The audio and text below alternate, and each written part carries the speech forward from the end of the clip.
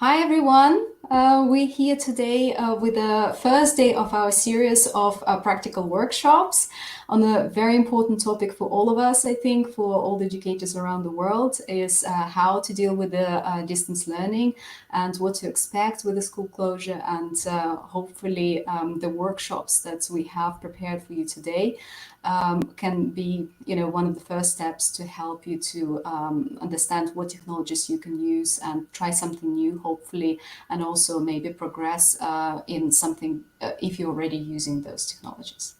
So just a quick house rules before we start, before I introduce our lovely lady speakers today. We'll have question and answer session at the end of each presentation. So Amanda will be presenting first her workshop, and then Georgina will be presenting her workshop. So after the first speaker has finished, we'll devote some 5-10 minutes to questions, and then we'll switch to another speaker and do the same after Georgina's presentation, just to devote time for questions and answers. So, but here we go. Back to lovely speakers that we have today. We have Amanda, who has joined us, and her presentation will be about e-learning from home. And we have also Georgina, who will be talking about Google Classroom and the distance learning. But I'll just give a couple of words to each one of the speakers to shortly introduce themselves, maybe where you're from, and just a couple of words about your topic as well that you prepared today. So Amanda, we'll start with you if you don't mind.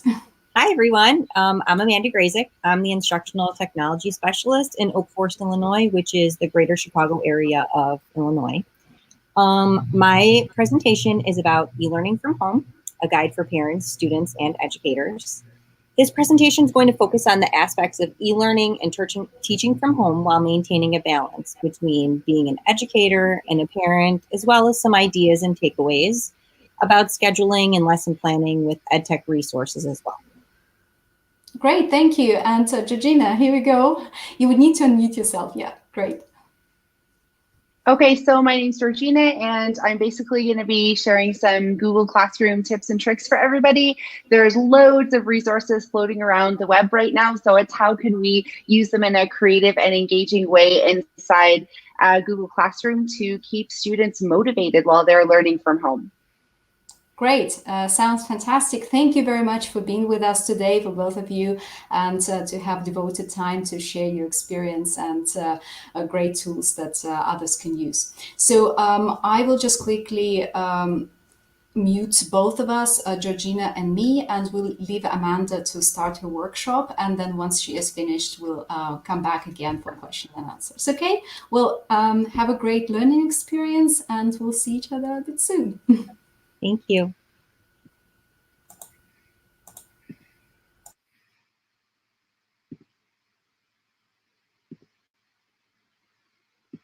Okay, so hopefully everyone can see my screen. I'm going to get started. So let's see how this works. Again, I'm Amanda Graczyk. I'm the Instructional Technology Specialist in Oak Forest, Illinois. I'm just going to kind of give you a little bit of an overview for today.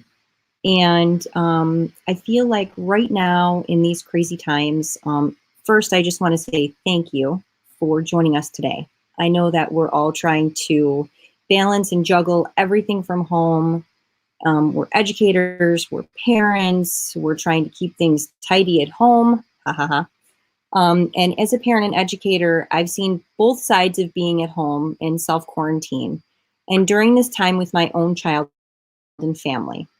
All the while I'm still trying to do my best to support our elementary staff members with their technology and applications by desperately reaching out to their students. So I'll just give you a little bit of an overview as well with this. My school and my son's school are located in Illinois. Currently, these days for us are not quite yet e-learning days because we're gearing up for when our e-learning plans are approved, and if we are off past March 31st. Next week is the start of our spring break as well, so kind of keep that in mind as we're moving along. I'm going to dive into the parent portion of this presentation. I understand that there are so many different challenges that parents are facing right now while schools are in session. So basically maintaining that balance between working from home, being a caregiver, and ensuring your child is completing their own academic tasks can be certainly overwhelming. So these are just some of my personal tips as a parent. Please adapt and use however you feel is best for you and your children at home. Balancing and juggling our many roles, especially at home with our kids, is daunting. The need for balance for all of these roles is necessary, and in the beginning of all this, seemingly impossible. This type of quarantine and social distancing is brand new to all of us. We're in uncharted territory, and the safety and well-being of everyone's social and emotional health can take a toll. Throughout the day, it's okay to take many breaks from work and e-learning if possible. Getting up, stretching, doing some yoga, even taking a walk outside for some fresh air may do the trick. Children can help out and become involved with the master schedule of the day. And I'll kind of get more into that in the next few minutes as well. I think that allowing for kids to become involved with this schedule is pretty crucial. After all, choice and voice is what our kids thrive on. It's pertinent to be aware of changes in your community and in your state. Being informed by local, state, and national authorities is really important. Personally, we've had many changes occur in our state and local areas in just these past few days, as well as with our friends and family. Local communities near us now are sheltering in place. A friend's uncle's in the hospital and unwell with the virus and pneumonia, while Chicago Public Schools just announced yesterday that they will stay shuttered until April 20th. These are scary times. However, I learned that leaving the news on all day long isn't helping my well-being or my family's. There are times when I check in with the news and realize when I do need to tune in, but the news isn't left on haphazardly or in the background for my son to hear. Getting into a routine has been the hardest thing for our family and pretty challenging. Amanda, I'm Yes? sorry to disturb you, but I think you haven't shared your screen. Oh, Yeah. it says that I am sharing my screen. Okay, here we go. Can you That's see my working screen? now. Yeah, I think it's working now. Oh, that's Sorry really, about that. no, that's Yeah. okay. Okay. Can you Yeah, see it if I do I can this? see. No, it's okay. You can do the full screen now. Fantastic. That's working now. Thank you. Sorry about that. So it wasn't working before? Yeah, Oh, okay. I'm not sure I why. think. Okay, thank you. So there are times when I check in with the news and I realize when I need to tune in, but the news isn't left on in the background for everybody to hear. There are times when I'm working or calling to support a teacher, or I try to have some plans in place for my son to continue working independently. Balancing and juggling our many roles, especially at home with children, is daunting. We began our self-quarantine on Friday evening after I got home from work, after I picked up my son from aftercare. I was feeling so ambitious about the lofty goals we had for projects and fun indoor activities we planned for the weekend. On Sunday, I made these very rigid schedules for Monday, after a very successful day of STEM activities. And if you look them over, they don't look that bad, but I'll kind of dive in and explain why they didn't work for us. I was so disappointed on Monday when the day did not go this way or as planned. It was our first school and business day of self-quarantine, so I had lots of emails, phone calls, and texts to my amazing teachers during the day. Thank goodness for the Seesaw app, my son's school iPad device, and the activities he completed for some time while I worked. And I'll talk a little bit more about Seesaw in just a little bit. And kind of moving on to scheduling as well. Setting attainable and realistic goals for the day is really important, and I think that kids and adults really thrive on it. I accomplish so much more when I have a schedule. It's going to happen, so I prepare and embrace interruptions. We're going through this process together to make it safely to the other side. So take the time for you and your family. Hug, laugh, have a pillow fight. Set timers for work expectations for you and your kiddos. Allowing for choices and sometimes spontaneous changes to happen within the schedule are pretty important. Here's a sample schedule that did work for our family eventually. I created these within the Pages app on the iPad to keep track of what we're doing for the day in regard to my son's work.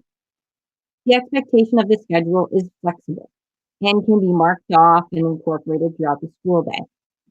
So we don't have any set time on here, and this is basically use as you go along.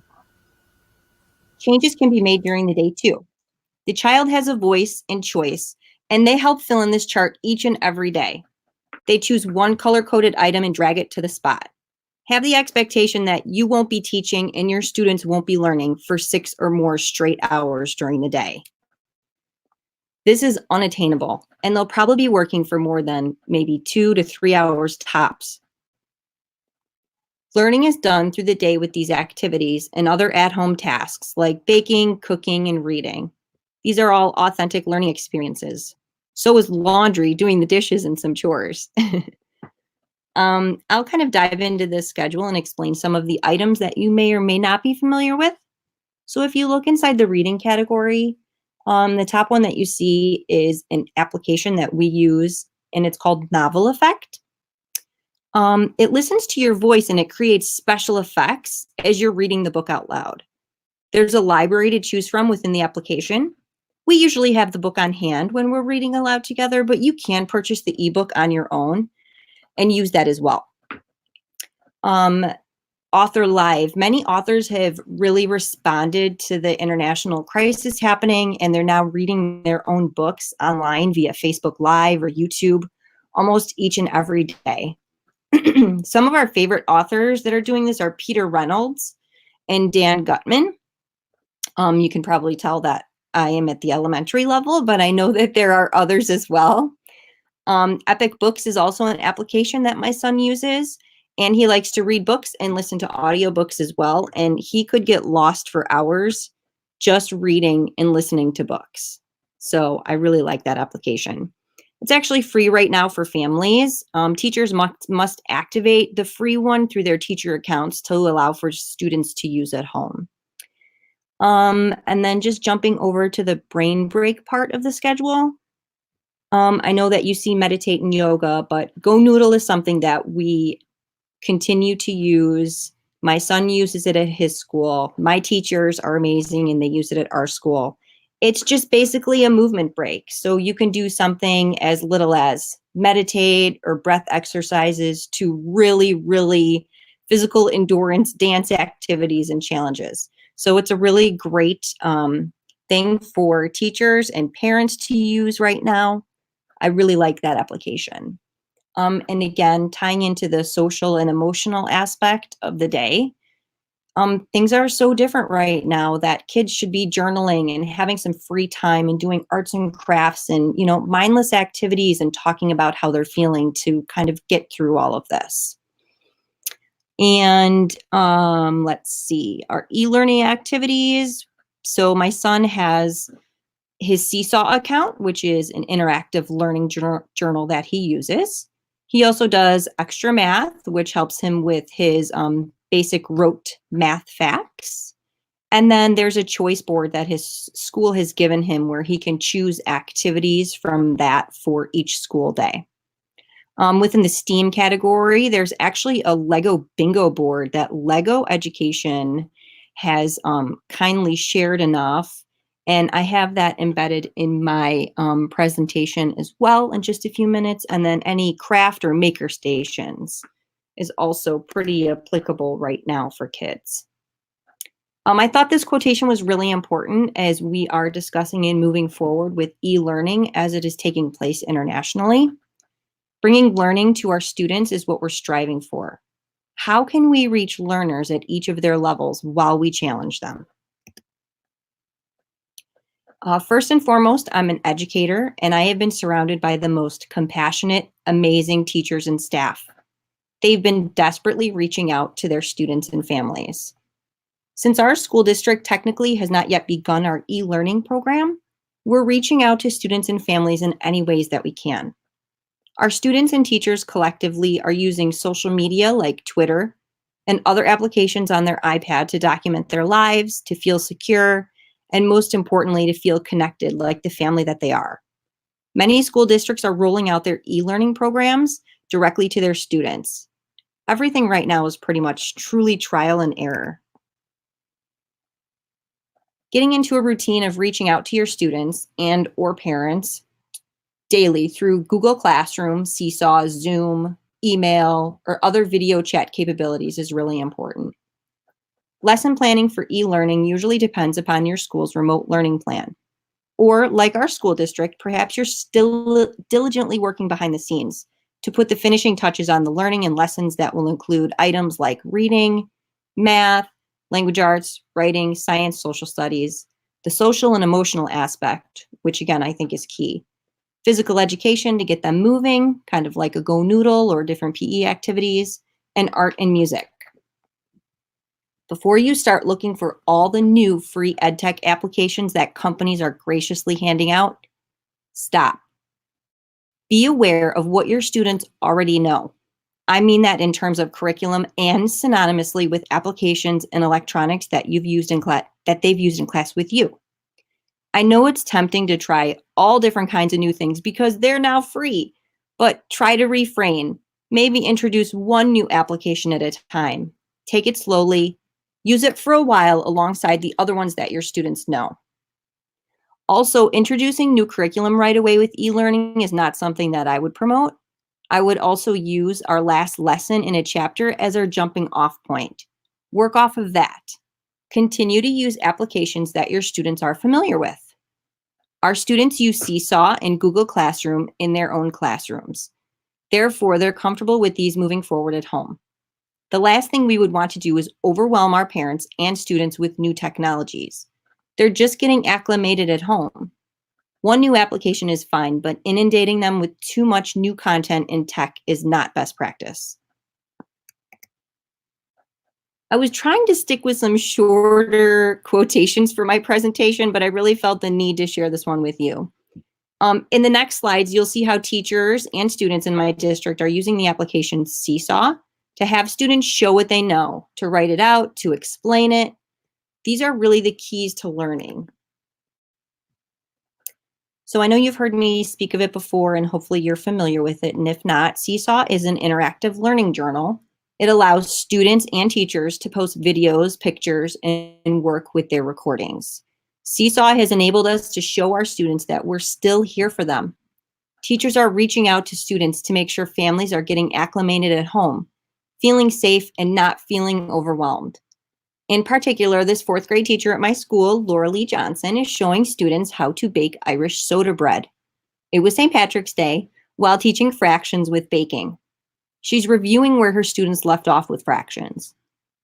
And that little activity there where you see first, next, then finally, that's also an activity that one of our 2nd grade teachers shared with her students. And the student, I believe, is writing about and kind of journaling about a book that they had read and the story sequence that was happening there. A 4th grade student also posted at the end of one of his Seesaw videos, "I miss you all." This really hits home. Just a few words had such a really profound impact on me as an educator and a mom. Our students are able to log in to their Seesaw accounts from home, but some educators across internationally are enabling the remote learning from home button so students can submit through the app as well. When you do activate remote learning from home, students cannot see each other's work. So I really feel the need right now for our students to have that connection. So when they're seeing each other and they're seeing each other's work, they're kind of motivating each other and feeling like it's a sense of their community, like they're still at home at school. And the last one on this page, Scholastic Books is allowing for their books to be read aloud and taped as long as you say with permission from Scholastic before you begin your read aloud. This read aloud can be posted within your Seesaw, Google Classroom, or other site. Scholastic says preferably in your school's closed and not public setting, but they are asking that you delete and remove your read aloud by June 3rd, 2020. Trying to maintain a balance between work, family, and other priorities is difficult. During the regular school year, the balance is tough, but it's super easy to get lost right now in schoolwork. Don't allow it to consume you. Stick to a schedule for work. Yes, your students need you, but they also need you to be at your best. Take time for yourself. Do something nice for you. Read a book, take a walk, or bake something that you've been wanting to try.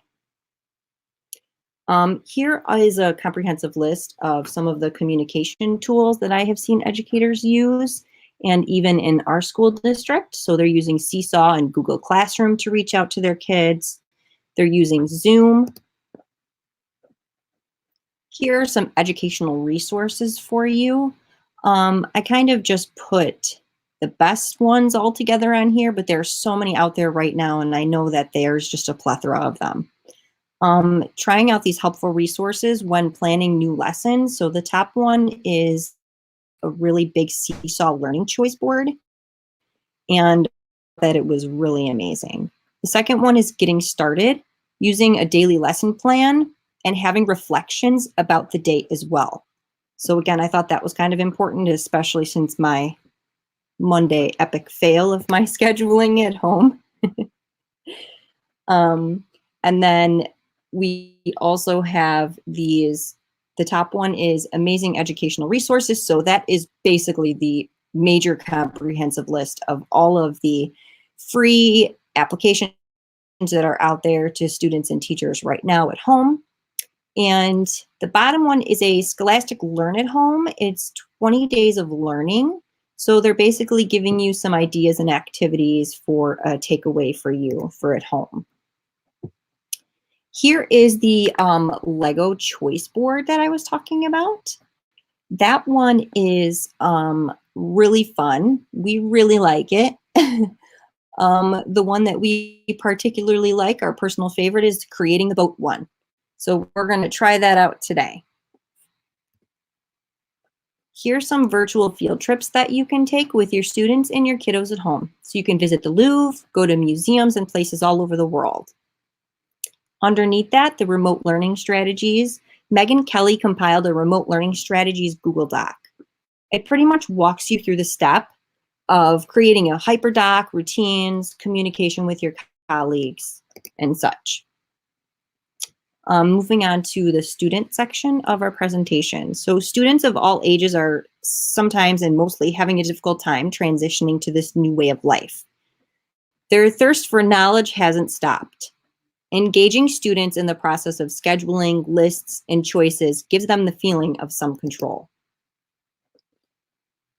So on Monday, when I thought that I had failed with my schedule, I did learn that playtime is necessary for kids at home, especially now. Playtime is learning. It's essential in any STEAM activity and the basis of enrichment. We've used many different activities shared through social media this week. We've used the Lego bingo board to help build a watertight ship. We've created some Leprechaun Traps on Tuesday, and that involves some STEAM as well. As a family, we've made an extensive to-do list here at home. This list was our stuck at home, but we're going to have fun anyways list. My son helped make that list. A lot of things on his were bake cookies, do the pepper germ experiment, put a puzzle together. We even built a little droid robot. These unprecedented times are begging us to slow down for our students and kids.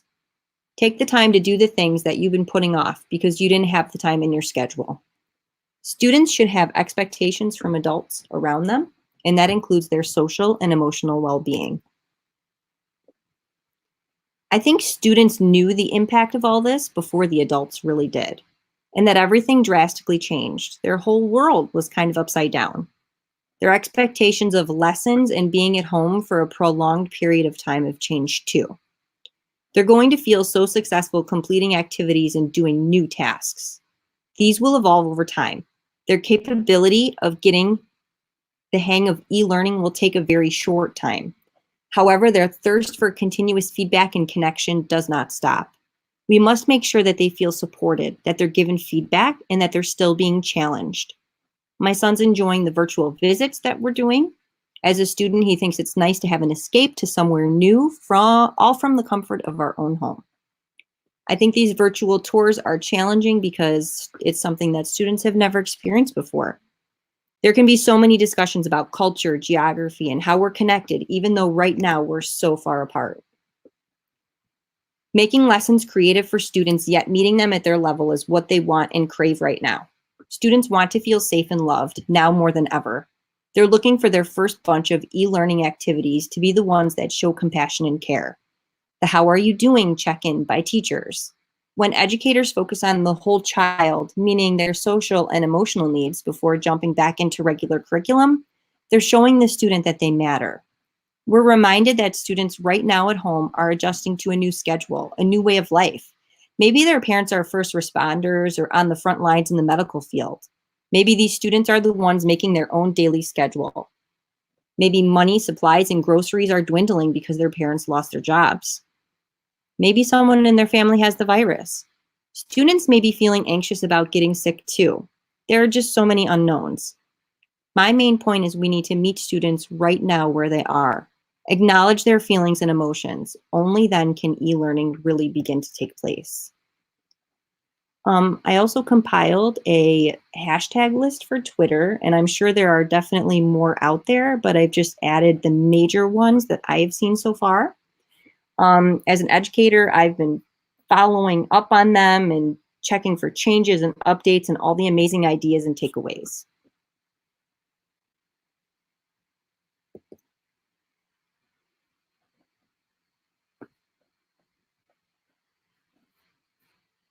And that's it. I do have on here, if you can see it, because I guess you did not see my first page. I have the shortened URL right here for my presentation, or you can scan the QR code. So I hope you find that helpful. And again, I'm not sure how we could share this with you in other terms as well. So maybe our EdTech for Learning team can help me with that. Yes, Amanda, thank you so much. It was such a great presentation.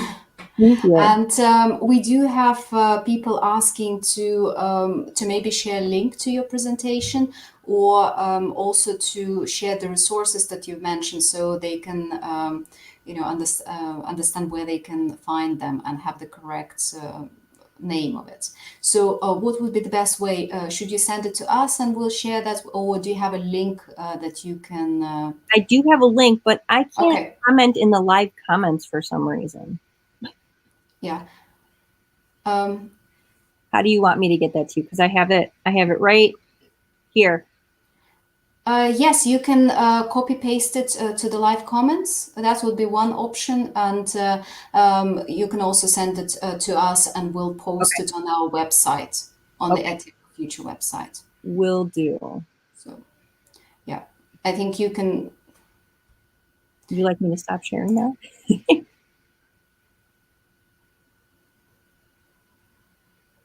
We can actually add that to our website as well, the presentation with the link, etc. So people can find that. That probably would be the best. Great. Okay. Great. Are there any questions that we have for Amanda? Anybody have any questions? Yeah.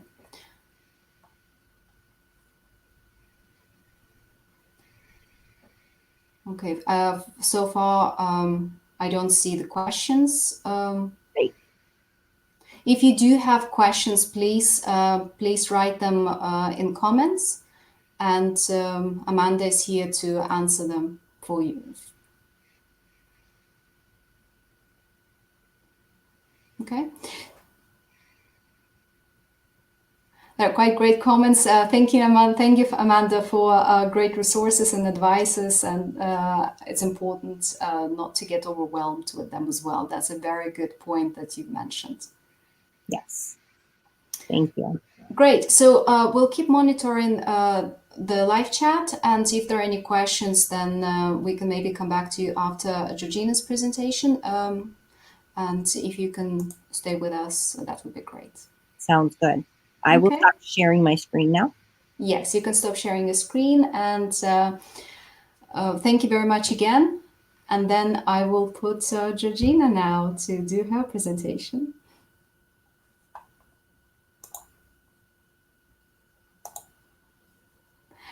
Hi, Georgina. Hi, all right? Great. Yes, it's your turn now, and I'm going to give you the words. And see if you have any questions, I'll be also monitoring and here with you. Just say, and I will turn the microphone on. Okay? That's wonderful. Thank you. Yeah. Do you have a presentation that you will be sharing? Just a small slide deck. We're going to do mostly from inside Google Classroom, but yeah, I do have a small one. I'll share that Okay. now. Okay. And also I will drop the link into the live chat. Right. All And you right. can also, yeah, we'll copy that link and you will have that link as well on our website on the EdTech for Future together with the presentation. And all the presentations during this series will also be broadcasted on the same page on the EdTech for Future. So do register and you will get a link and you have access to all the presentations. And we also have a panel discussion from yesterday where educators were talking about a different stage of school closure and also how they're dealing with that. So that will be also a great resource for you to go back and just get some information from that. But up to you, Georgina, sorry. Do you want me to send you just the link privately then, or shall I drop it in the live chat? It's up to you. You can do both. Okay. Okay. So All I right, think there we go. you're sharing the screen now. Are we sharing? Yes. Okay. And I'm muting myself. All right. Okay, great. All right, so hi everybody. I hope you're all doing well and staying safe. It is a crazy busy time in the world, and like Amanda has very well stated, it is stressful, chaotic, emotional, and everything. So I hope everybody's taking care of themselves, and thank you for taking time out of your busy day to join us to check out some tips to help you at home with your kids. So today, basically, we're going to be taking a look at Google Classroom hacks. That's basically educational tips and tricks to help teachers, and also some troubleshooting tips that teachers could provide to their students as well. And if you're a parent joining us, then you'll be able to pick up some tips and tricks as well for supporting your students at home who are using Google Classroom. So this session in particular is geared towards the use of Google Classroom. So if your school is using Google Classroom as their learning management system, or if your school doesn't have one before you close and you've been given the go-ahead or you've chosen to use Google Classroom to support your own class with their learning from home, then this will be really useful for you. Okay, so we'll get started. I, by the way, am currently located in Amman, Jordan, in case anybody is curious, although I definitely don't have a Middle Eastern accent. So I'm originally from England and I grew up in Canada. And I'm working at an international school here in Amman, a nonprofit K-12, where I'm supporting their digital integration across the school. And that's about it. I also support the GEG Amman, which is the Google Educator Group. I'm a Google trainer and also an Adobe Education leader and trainer as well. So I'm quite lucky to be part of these awesome teams across the board, is that people are feeling, teachers and parents, overwhelmed with all of the amount of notifications that are coming through the classroom stream. So my first tip for today is being able to navigate through the settings of the Google Classroom. So let's take a look together. Inside the Google Classroom, we have here the cover photo and we have the stream. So you have 4 sections, the stream at the top, pretty much like a Facebook stream where you can see everybody's posts coming through and you can just scroll up and down endlessly. Then you have the Classwork tab, and this is where the teacher is going to be entering all of the, or assigning all of the activities for learning at home. So we'll talk about that in a second. Then you have the People tab, where basically you can see who are the teachers that are members of the Google Classroom, and also who are the students that are members of the Google Classroom. And then you have the grades section on the right. So that's where, if you have chosen to use the grades section, it'll pop up all the grades and if there's missing assignments, etc. So we'll talk about all of that in a second. So back to the main section, we want to take a look at how we can organize our Google Classroom to support easy access. So at the top right-hand side, next to the avatar and the Google Apps menu, you'll find there the settings wheel. So when you click on the settings, you'll find the first box has all of the class details. So that's where you enter the class name, description, etc. If your school is using Google Classroom for their classroom management system, learning management system, then that information may already be filled in for you. So if you open Google Classroom, you won't need to change anything. If you're starting it all by yourself, then it's definitely something you want to fill in as that information pops up on the screen. The second box underneath is where you're going to be able to support the settings of the stream so that it's not super overwhelming for parents and students, as well as for yourself if you're trying to locate something. So here in the general box, we have something called a class code. You'll notice on this Google Classroom that is currently set to disabled. That means that only the students and teachers that I have invited into the Google Classroom will be able to access it. When you turn on the Google Classroom code, the class code is enabled, then you're going to be able to share that class code with your students or parents so that they can join inside the Google Classroom app. So this would be the code that you would need to share with them. So remember again, if your school has set up your Google Classrooms, then you won't need that at all, for example, which is why mine was disabled. If you are just starting with Google Classroom for support with home learning, then you may want to use the class code to share out by email and have people join. Just remember though, everybody who has the class code is able to join. So what I probably would recommend is that you just add people through the People tab instead of the code. So you can display the code for your class if you want, and you get it biggie size for accessibility. And you can also change the class code, or you can by clicking reset, or you can copy and paste it in your email, or you can disable it. So that's the first tip for class codes. The next part is the stream. So the stream is where we were just located. And as you can see all of the details. If this is a lot of information for parents and teachers to see, you can definitely turn that off. So for example, you can create it so that students can only, sorry, this was for the classwork on the stream. So we'll just jump there right away. Classwork on the stream is show attachments and details. So if it's overloaded and you just like to see little snippets of the assignments that are set on the classroom, then you can shorten what is actually showing. So let's just take a look now together and see what that looks like. If we click hide notifications, and we go save at the top right, we'll see what are the changes on the Google Classroom window. And forgive my internet connection, it's a little bit lagging this weekend with so many people using the internet at the same time.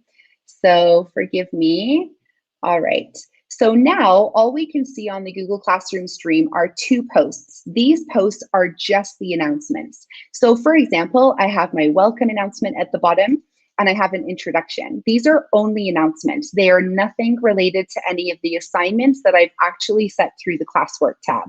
So if you would like to keep your stream as the place where you're only sharing announcements or quotes of the day to cheer people up and motivate and encourage them, I, for example, post a good morning welcome video every morning for one of the classes that I teach to welcome them to their learning day. And we post it through the announcement window here. And that means that they're just seeing the key information or reminders that you'd like to share, anything important that's coming up. Okay, let's go back to the settings window now and take a look at how else you could possibly display it. So in the stream window, the classwork on the stream, you can also choose the arrow and choose condense notifications. When we click save at the top, you're going to see that now you're going to see strips of information so people can still have access to more, students and parents. So it really depends on the feedback that you're getting. I really liked how Amanda said everybody's going through things differently, you know, at different paces. And so I really would recommend for teachers to gauge how their community of learners is doing. How are the parents feeling? How are the students feeling? If you're getting feedback saying that it's a lot or it's too much or it's hard to find things, these are just different ways that you can navigate. So as you can see on the classroom stream now, I can fully see the announcement post still, but the classwork assignments that I've set are now showing in a condensed small blurb so that if I want to see it, I can click on it and it will take me to the assignment. Okay, Let's just take a look at the third setting, classwork on the stream, and this would be show attachments and details. So if you would like students to have a full view of everything that's posted in Google Classroom, you would choose that one and click save. And then, as we saw when we first logged in, the viewers, students, teachers would be able to see everything. Okay. Not only can you choose the settings for the actual stream, but you can also choose who can post and comment on the stream. This is really important. So underneath the general tab and the class code, we have stream. This is where you can choose as a teacher if you would like to have students be able to comment on just the announcements and classwork that you're posting, or would you like them also to be able to create their own posts? So my tips for this, this setting would be the following.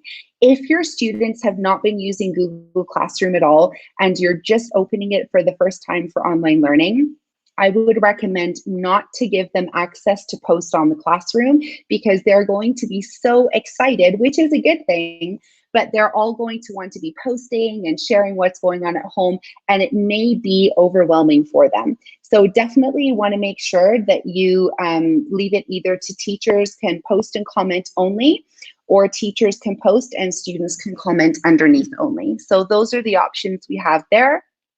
And it really will help limit the amount of posts that are coming through. There's nothing worse for an educator than getting like a ton of emails and having to scan through everything and trying to find different posts to be able to answer to everybody. As Amanda was saying, there's a lot of parents that are trying to teach and support their children at home with learning. So there'll be nothing worse than having to sift through, you know, hundreds of posts on the stream. So if you're new to that, I would definitely recommend either only teachers can post or comment, or teachers can post and students can comment. Okay, the last couple things in the settings window is Guardian summaries. So this is a really nice thing. When you turn Guardian summaries on, and Google Classroom does give you the pop that parents are going to receive the information. So if I click add the class, and now we can go to see example, and Google's really awesome, and it shows you an example of what parents are going to receive. So this is a really nice way that if you don't want to have, like if you want to only have students in your classroom, obviously to make the learning engaging and part of the school class community, then parents could receive notifications outside to their email address that look exactly like this, so that they can see what you're actually posting as an educator to Google Classroom, what assignments are due for their students. So this is a really important feature. Let's say the student's working on their laptop or their iPad or their tablet, then mom or dad can still keep track of everything on their mobile phone, for example, or their own laptop or computer. So Guardian summaries is the way you can do that. And if you do want to have Guardian summaries turned on for the parents of your community, in the People tab is where you would go, and you see under the Student section, you have Invite Guardians. This is where you would enter the email address for mom or dad so that they could receive those notifications. So you would enter their address and click Invite, and it would show them as invited. Once mom and dad get the email, then they have the choice to accept either daily or weekly notifications to receive updates of everything that's being posted through Google. If so again, that's completely up to the teacher. I know some schools, like my own school that I work at, we've had those turned on since the beginning of the year, so parents are used to receiving those notifications. But again, if you need to really gauge and do check-ins with your community and see how are the parents finding it. Perhaps this will work better and perhaps not. So just to let you know, this is available, and check in with them and see what will be the best option. Okay, back to our agenda. The second thing on the agenda is managing Google Classroom notifications. So this is a really big one. Nothing stressing than receiving hundreds of emails a day, right guys? So it's really important to be able to know how to turn off notifications of posts or assignments in the Google Classroom, as well as posts or comments or replies from students in assignments. So let's take a look at that together now. Through Google Classroom, you can, so let's say this is our Google Classroom. In the top left-hand side, there are 3 lines. It's the menu. So you're going to click on the menu, and you're going to scroll down all the way to the bottom to where it says Settings on the left-hand side. When you click on settings, you will see there that you have your profile ability, and then underneath there is your notifications. This is really, really key to help navigate turning different kinds of notifications on or off. So me, for example, as Director of Learning Technology, I like to have all my Google Classroom notifications pop on my mobile device. So I have it available on my mobile phone. But I don't like receiving lots of emails, so I have my emails turned off. So this is where we can do that.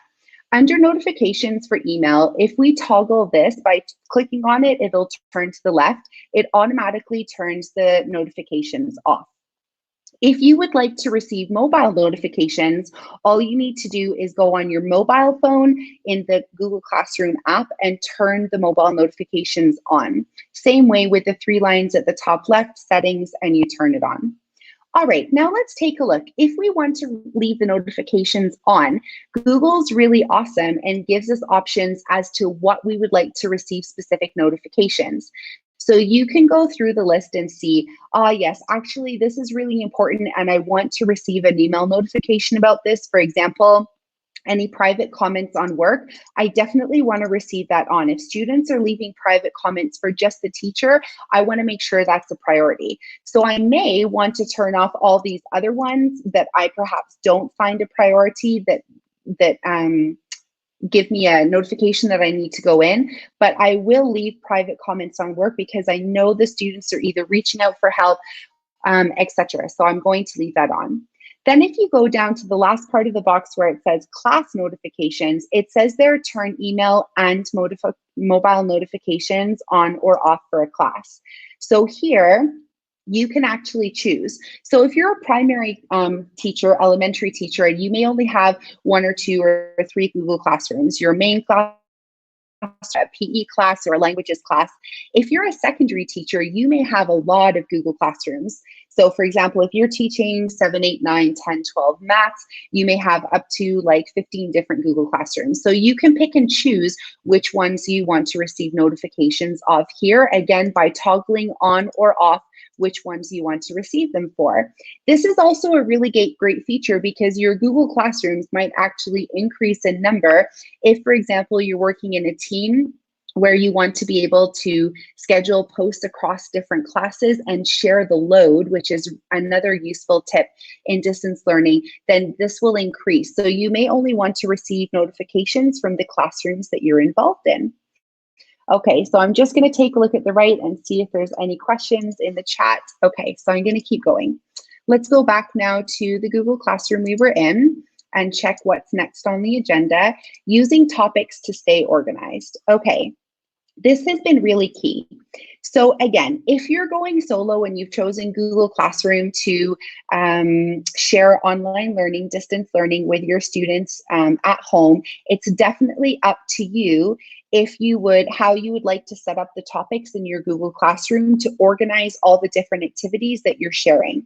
If, however, your school is using Google Classroom as their learning management system and Google Classrooms are either somewhat set up or mostly set up, I definitely would recommend that the topics are consistent across primary, for example, and consistent across faculty or departments, so that when students and parents are taking a look to support that learning at home, it's easier for them to navigate and they have a little bit of consistency. So let's take a look together. Inside the Google Classroom, you're going to scroll to the top and you see the Classwork tab. So click on the Classwork tab and your topics are all here on the left.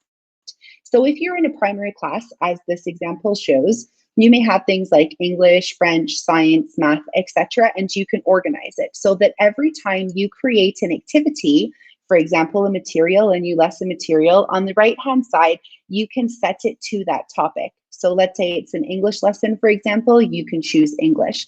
This is really key so that when students are receiving their work, they can easily access everything into the area that is where the lessons are posted. So if, for example, on the left-hand side, I want to click on science, it's going to take me directly to all of the science activities. So it's a lot easier to navigate. Also, from the all topics section, if you're just getting started, you can also move these topics around. So as you can see, they pop out of the screen. It means that they're movable. So you can move them and reorganize them as you need. It's really, really, really important that you set it up the way that's going to be best for your learners at home. But again, always check in with your school, with your manager, with your line manager, and just check to make sure that there is some consistency, because from a parent's point of view, it's going to be much easier for them to navigate if there's some consistency across classes. Okay, another really cool thing that I want to share with educators, as not everybody is aware of this, once you've set an activity assignment in Google Classroom, there are 3 dots to the right-hand side. When you click on the right-hand side, you do have an option called Copy Link. This has been a really great tip for educators who want to remind students that something is due without having to redo the assignment all over again or move the assignment to the top of the topic. So again, by clicking the 3 dots and taking Copy Link, you can then go to the stream where is the place to set announcements, and you can click the Add button and click Link to actually add that link to the notification. So for example, in the announcements, please remember to complete and hand in this activity, and then we can post the announcement. And then once it's posted, all the student has to do is click on the link, and the link will take them directly to that classroom activity. So it really saves time having to ask them to go and navigate, especially for younger students, and it's all right there. It also saves clutter in the Google Classroom of having to repost the assignment as well by just creating an announcement. Okay, so let's take a look back at our agenda. That's how we can use the topics. And now let's take a look at a couple of exciting examples we can use to create engaging and collaborative activities. So again, today is about giving you tips to manage and organize the classroom, because there are loads of resources and YouTube videos to help you with different tools and how to do different things in classroom. But today's really about managing and organizing with a couple of cool tricks. So let's take a look. Inside the Classwork tab, we have here as an example, I'm going to go to the science example because it's already done. We want to make sure that when we set an assignment for students, that the instructions are clearly labeled in the classroom activity. Some people are creating Screencastify or Meet recordings or QuickTime recording videos of 5 or 10 minute lessons where the teacher is giving content instruction, which can also be embedded in this activity. Either way, whether there's a video or not, my biggest tip is to make sure that the instructions are labeled, because in Google Classroom, the links that are posted there, which is exactly what the students will see, are not labeled 1, 2, 3. So you want to make sure that everything is labeled clearly so students know where they need to click and exactly what your expectations are of them during the lesson. This will also really help parents. As Amanda said before, it's really hard for them. They're not trained the same way educators are trained, and they are struggling at home to support their kids. So please, if you're an educator and you're posting, even if it's not in Google Classroom, if it's in Microsoft Teams, wherever it is, please make sure that you're labeling instructions really clearly, because that's going to go a long way to help parents. Okay, now let's go to all topics and let's create one. Not only do we need to be able to know how to add the basic apps like Google Docs and Google Sheets to your activities, but you can set up collaborative spaces in Google Classroom. So yesterday, I was really honored. There was a teacher that reached out and asked me how she could create a talent show for her class for remote learning, for distance learning. So her students are all at home, she's at home, and she wanted to create this. So this is how you can go about doing that. We need to first create folders in each of the Google Drives in order to link into Google Classroom to give students that space. So here's a really quick example. In my drive, you can right click and click on new folder. So let's say 3 Eyes Talent Show, and we'll click on create. And inside the folder, you want to create collaborative spaces for students. So we'll say this is Team 1, and we'll label it Jenny and Ben, for example, and we'll click create.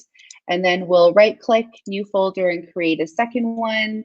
Team 2 will say maybe Sarah and Ahmed, for example, and we'll click create. So now what we can do is we can right click on the folder and we can get a shareable link. When we get that shareable link, and we copy that link, and we can definitely put that into the Google Classroom assignment. So what we can do is click on create, and we can click on material because it doesn't need to actually be an assignment. So let's say talent show, and we'll just put test now because of time, but let's say you've listed all of your instructions for the students. Then you click on add in the left and you can click on link. Here you can click Command V or Control V or right click and paste and you can add the link. Here we can see that the Google Drive folder has been added to the class. Again, we want to make sure that we choose the right topic on the right hand side. So we'll say that that is for topic, theme, or topic. And let's say we post that now. Actually, we'll take the link from the second Google Drive folder as well first. So again, we right click on the folder, we click on get shareable link, and we toggle the link on, and you can copy the link. And we go back to Google Classroom and click on add on the left, click link, and we can add that link inside. Seems that, there we go. Seems that my computer is starting to lag a little bit, or the internet. Let's see.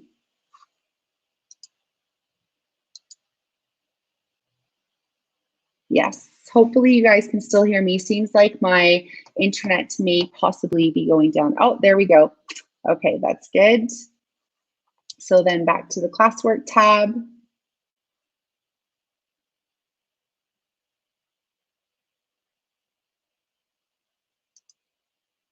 Okay, seems like I may not be in luck to finish this if it's going to crash. Let's hope not. I know we're almost out of time anyway. I'll check if there's any questions on the right. Hopefully those little tips will help teachers with setting up their classroom. Basically, while we're waiting for my computer to unfreeze, with those links in Google Classroom, all the students in the classroom will have access to the Drive folder. What you need to go and do then is go back to the Drive folder and give edit access only to the students that are in each folder. So that means that it's collaboratively shared with the whole class and everybody can see each other's work and celebrate together, but only the people that have edit access to that specific folder will be able to edit the folder. So this is really one way to create a collaborative space for students in little teams or even individual if you wanted, where students can still share together. And then students can upload their videos or their images to the Google Drive folder, and then they can share them across the class. Okay, so I'm really sorry I wasn't able to complete showing you that, but what I can do now that you have the link to the presentation is send you screenshots of that after the show is complete. I also can't get back to, I hope you guys can hear me still. Yes, we can hear you, Georgina, no problem. It's just the screen that is frozen. Okay, so really sorry about that. I will put some screenshots in the presentation for you to show you the end result.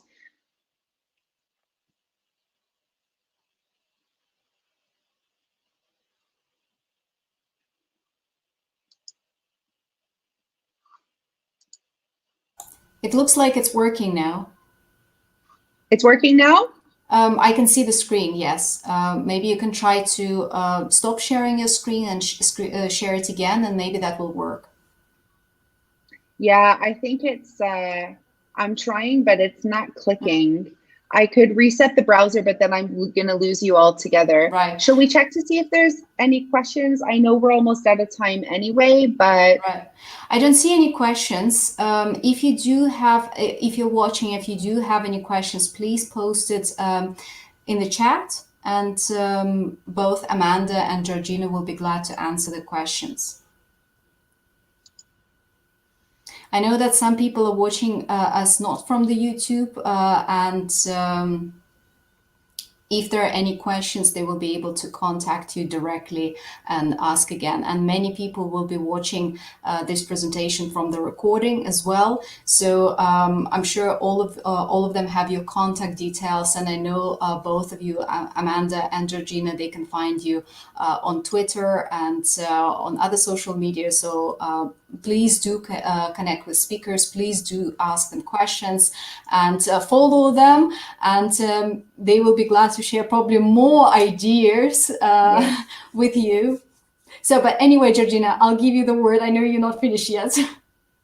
No, it's okay. I'm not actually sure that this is, if I refresh the browser or I close it, I'm going to lose you guys. So Right. basically just want to say that there are loads of things that you can do with Google Classroom, and 25 minutes is definitely not enough to show you everything. But I hope that these little tips for helping to set up the classroom in a manageable way for parents and students, as well as for teachers, will help you, as well as the notification pieces. I know that there were many teachers and their first emails to myself when we went online, when we went to distance learning, was, how do I turn everything off? I'm getting inundated. So I really hope that I actually these turned help off your people. presentation, no problem.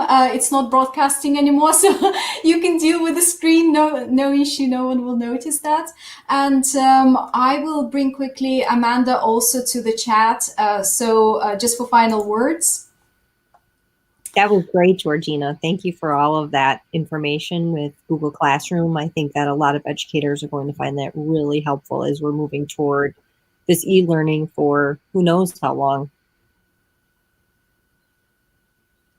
Yes, I think it looks like we've lost Georgina. I think Oh no. she's frozen. Georgina, can you still hear us? Unfortunately not, but I would like to thank both of you, Amanda and Georgina, for such great presentations, and I'm looking forward to seeing the comments, and I'm sure, as I said, people will contact you and ask additional questions. I would also like to say that the series of those practical workshops is going on until the 31st of March, and please refer to the link where you can register and you can see the update about the speakers, the topics, etc. So, but so far, thank you very much, Amanda. Thank you very much, Georgina. I know we lost you. And thank you very much to all the participants. We did it today. Thank you. Thank you. Great. Bye. Bye.